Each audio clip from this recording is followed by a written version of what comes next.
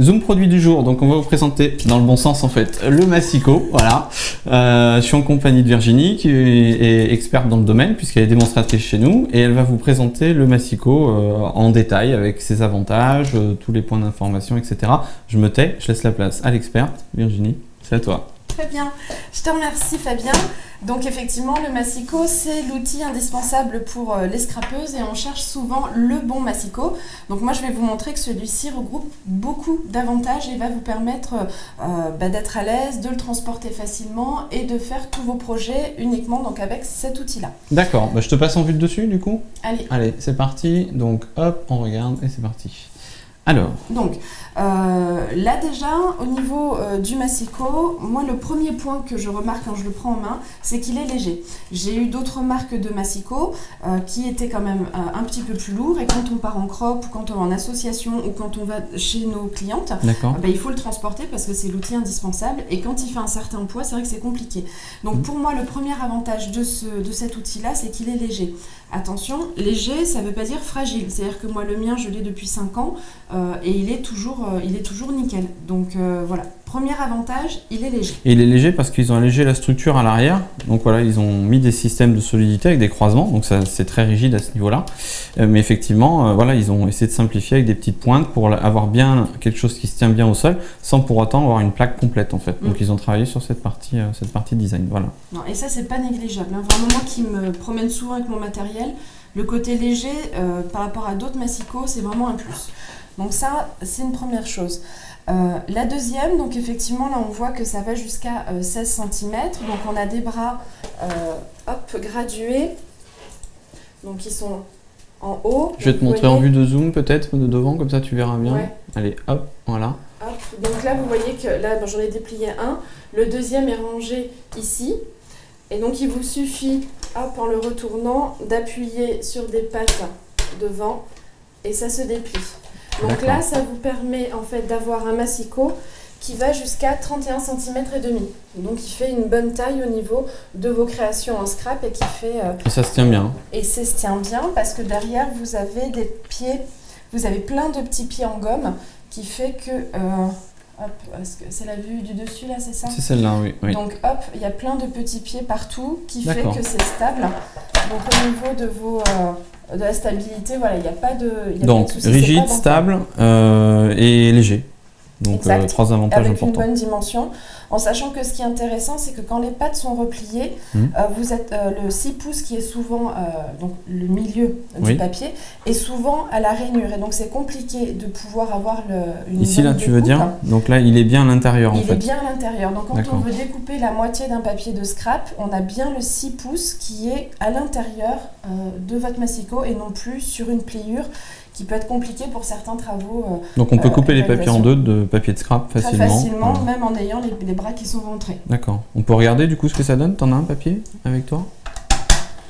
Eh ben non, on n'en a pas. Pas 30-30. Pas un papier complet, non. Eh ben on va vous le montrer, mais on va faire une pause et on va le chercher tout de suite. Hop, c'est parti. Donc Virginie, tu as trouvé donc un papier. Exact. Bien vu. Alors ça y est, on l'a. Voilà. Donc un papier sultane. On va donc le couper. Voilà, donc je vais enlever dans un premier temps le petit papier blanc, le petit bord blanc. Oui. Parce que sinon en deux, ça donnerait pas grand chose avec ce bout. Donc là, je le fixe bien. Voilà, on se met bien en appui des deux côtés en fait. Voilà. Et après on coupe. Hop. J'enlève la bande blanche.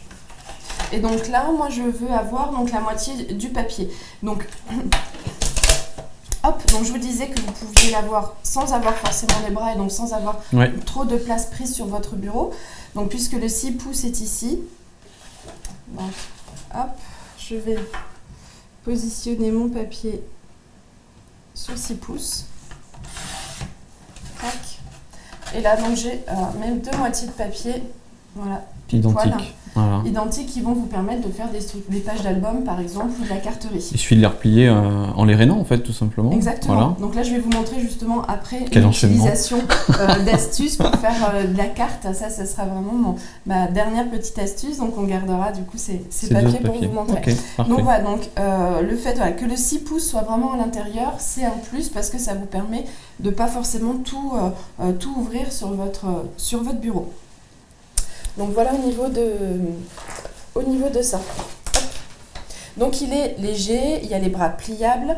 Une autre chose aussi qu'on peut dire, c'est on va remarquer la présence un petit peu partout des règles. Donc vous les avez en bas, en orange et en gris. Vous les avez au milieu, vous les avez en haut.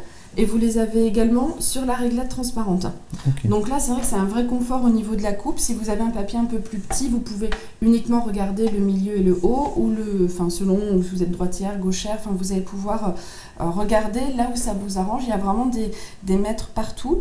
Et l'avantage de ces systèmes métriques que l'on a, donc, c'est qu'elles sont en centimètres et en pouces. Et qu'en plus, si on peut voir alors sur le zoom peut-être, oui.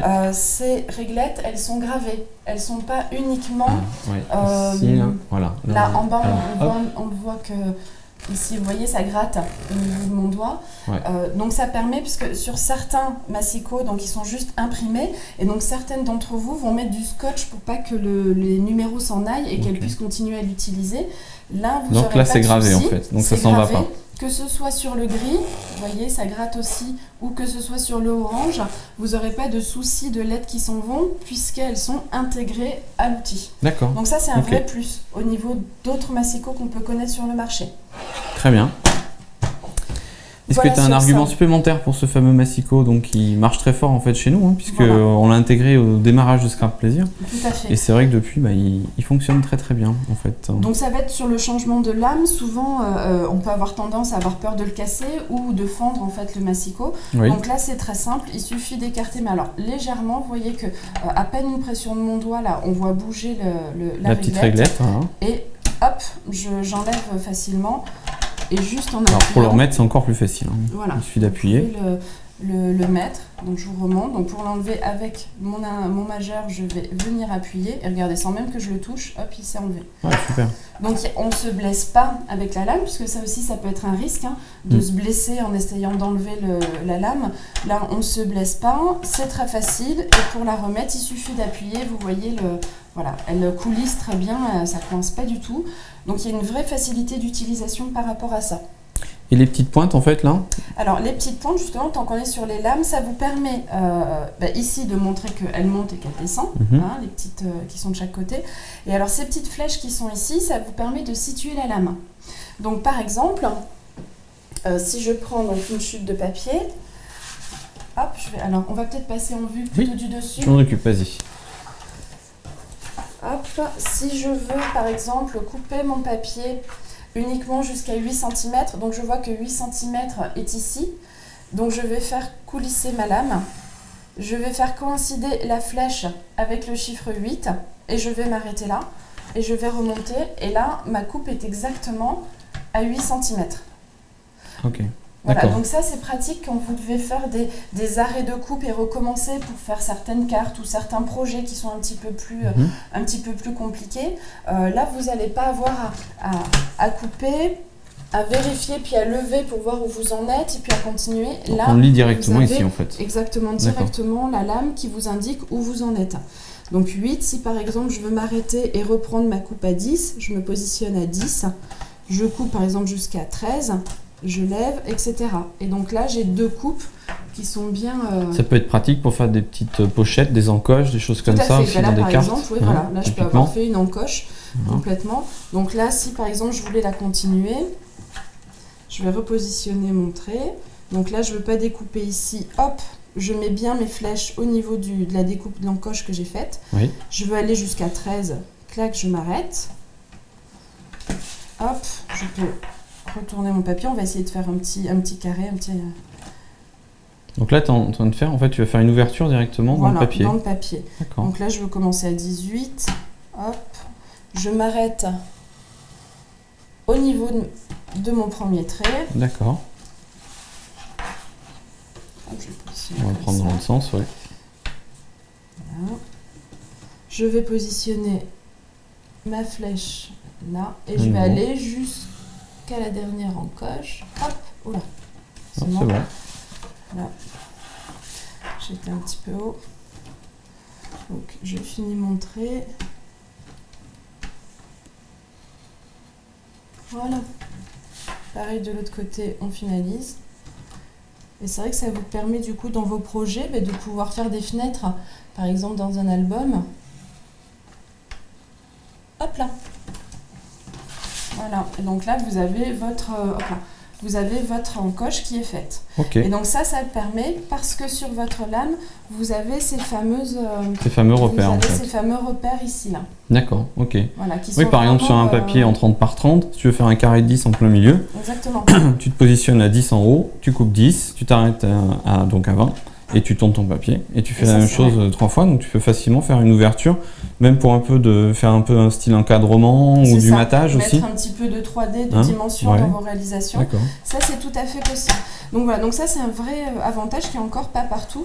Et tant qu'on est sur les lames, ce que je remarque par rapport à d'autres marques, si on peut faire un zoom, c'est que je trouve, en tout cas pour ma part, c'est que la lame est quand même assez importante, ce qui vous permet de ne pas la changer toutes les semaines.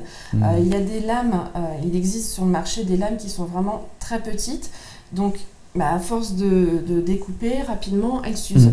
Je trouve que celles-ci, moi, elles me font quand même, je les utilise beaucoup. Même avec du papier épais, puisqu'en fait, les papiers nous qu'on commercialise sont de 250 grammes. C'est ça. Donc effectivement, les lames durent longtemps par rapport à ce papier-là. Alors attaquez pas du carton, on y reviendra sur un autre outil dans d'autres vidéos, mais en tout cas, tout ce qui est papier, il n'y a pas de souci. Raisonnable, et en gardant le papier, je trouve que la lame se maintient bien, il y a une durée de vie quand même assez intéressante. D'accord, ok. Donc voilà, donc simplicité pour l'enlever, pour la remettre, ces indications là qui sont vraiment intéressantes pour faire des petites ouvertures, et la durée de vie qui pour moi aussi particulièrement intéressante.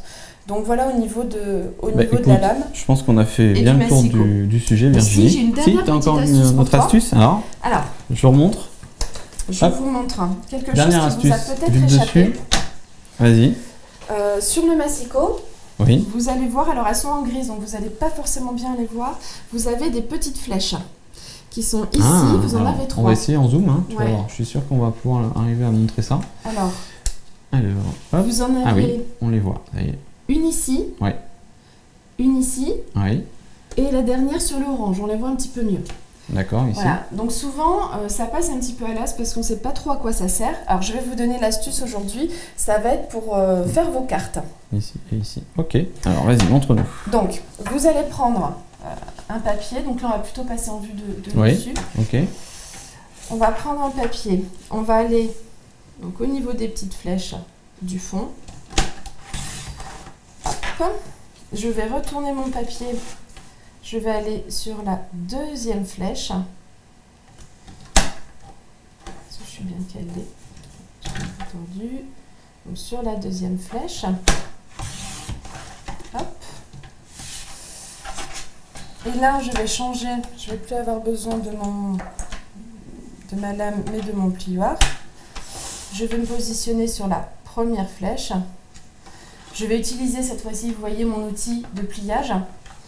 Donc je vais marquer le pli et ça me positionne, hop, pile poil, une carte en fait qui est standardisée pour entrer dans les enveloppes que l'on a. D'accord. Donc il n'y a pas besoin de mesurer, vous avez directement avec les flèches directement la dernière, la deuxième et vous pliez sur la première et ça vous donne une base de cartes. Super. Pour, par exemple, on va dire vos fêtes de fin d'année ou les vœux de Noël. Et, voilà. Donc c'est un outil qui va en plus, c'est une petite astuce complémentaire qui va vous permettre de gagner un petit peu de temps sur la création de vos cartes. Eh ben écoute Virginie, c'est parfait. J'ai appris plein de trucs. J'en savais, allez 50%. Voilà. Allez, tant mieux. Mais il y a des petites astuces avec les petites flèches et puis effectivement avec la manière de plier à l'intérieur en fait avec ce massicot. Donc voilà, on vous a présenté ce massicot. Voilà, on va le replier maintenant et on va le ranger pour passer à une autre vidéo produit. Merci Virginie. Mais de rien. Allez, c'est parti.